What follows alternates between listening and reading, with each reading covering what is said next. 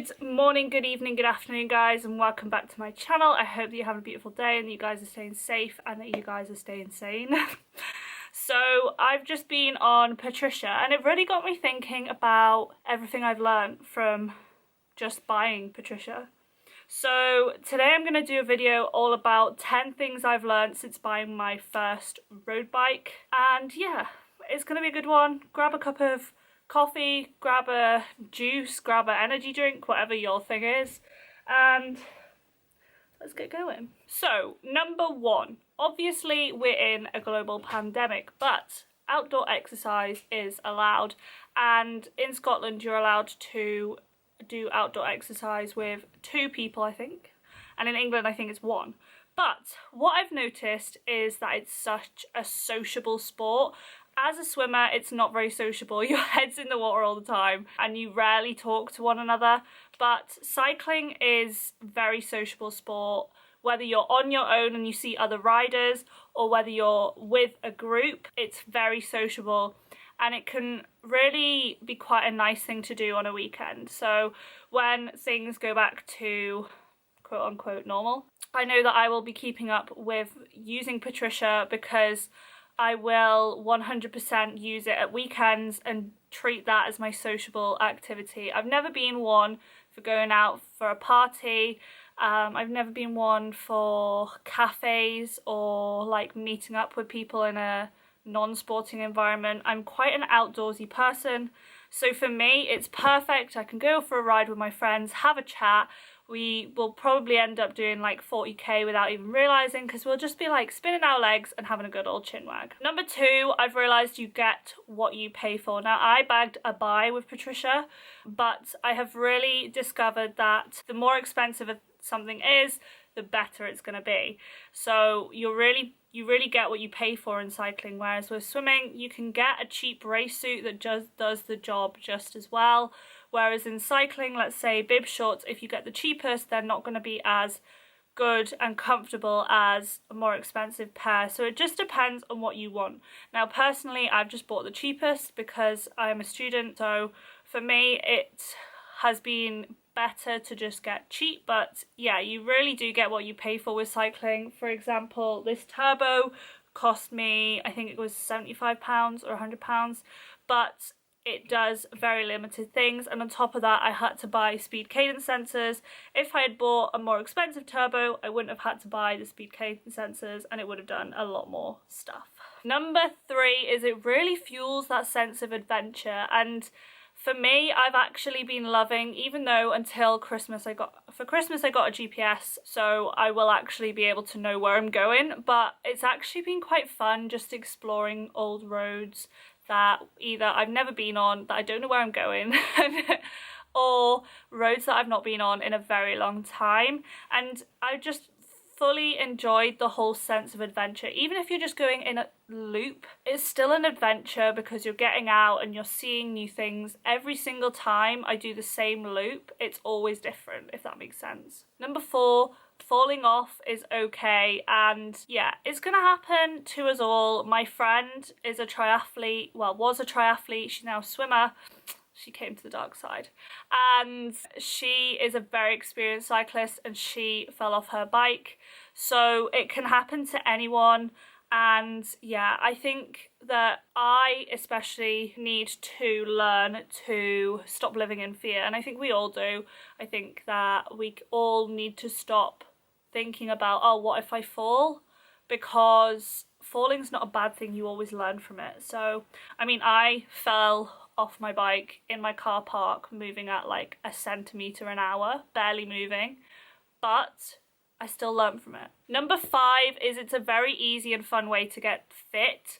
It's one of those sports where you can get the cheapest of cheaps. You could just get a cheap bike off Facebook Marketplace or off eBay or somewhere like that, and it doesn't even have to be a road bike and you're still getting fit. It can be as cheap as you want, it can be as expensive as you want. It can be easy, fun way to just get outside, get fit, and a lot of the times you see a lot of beautiful scenery that you wouldn't see if you were just going for a stroll or a run or something. Number 6, now this probably seems a bit controversial to what I've just said, but it's not a cheap sport if you want to do it to its full potential. So obviously for me, I had a normal commuting bike, and I, in lockdown, was using it a lot, but it was so heavy, it was so old. I got it second hand, and it was just rusty because it lived outside, and it just wasn't in good nick. And because I was using it more and more, I decided that I wanted to bite the bullet and get a road bike. Now, road bikes are not cheap. I managed to get myself a good buy on Facebook Marketplace. So if you're starting out with a road bike, I definitely recommend trying somewhere like Facebook Marketplace, and ask around people that you know who might have secondhand bikes that they're like gonna pay, like they're gonna sell cheaply. This one, she'd only ridden it twice, and I got a steal of a buy just because she wanted to get rid of it. But it still wasn't cheap. I can't remember how much it cost me, but it still wasn't cheap. And yeah, it can be very cheap, but if you want to do it right, it's not cheap. And that links back to what I said before about you get what you pay for. Okay, number 7 is look after your bike if you don't want to pay more. In the long run, you're going to thank yourself for washing your bike properly and looking after it. So every single ride I come back from, I give it a quick spray down with the hose, or I wash it, just because I know that the more I look after it, the less I'm going to be paying in the long run. The more I keep my chain nice and lubed up, the less likely it is to snap on me, the longer it will last. Different things like that, but yeah, you'll thank yourself for looking after your bike. Again, this lives inside, it doesn't live outside, because I don't want it to get rusty, I don't want her to get cold. I mean, it's pretty cold in this room, but compared to outside, it is a lot warmer. Number 8, punctures aren't as scary as you think. I was terrified about the day that I would get my first puncture, because I knew for a fact that it would be so difficult to change. But the more you do it, the more you learn, and I luckily was with a friend when it happened. So yeah, if you're scared of punctures, maybe try and ride with people who know how to repair them, who know how to change an inner tube, who know how to patch it up, change it, that sort of thing. But yeah, they're never as scary as you think they are. If need be, you can always roadside YouTube it. But yeah, I would maybe recommend practicing a little bit when you're at home, and yeah, just make sure you have a spare as well, spare inner tube of the right size, because the one day that I got my first puncture was the one day I didn't take my inner tube. So my friend kindly lent me her spare inner tube, but it was a little bit small, and we had to do a little bit of, yeah, stretching. Number 9, you only learn from riding more. And that's the thing with cycling, is the more that you ride, the more that you learn. Every single time I go out on my bike or sit on my bike on Zwift, I always learn something new. And yeah, it's just one of those things that you just learn as you go. And number 10 is that cyclists will always help you, and they are always so lovely and friendly.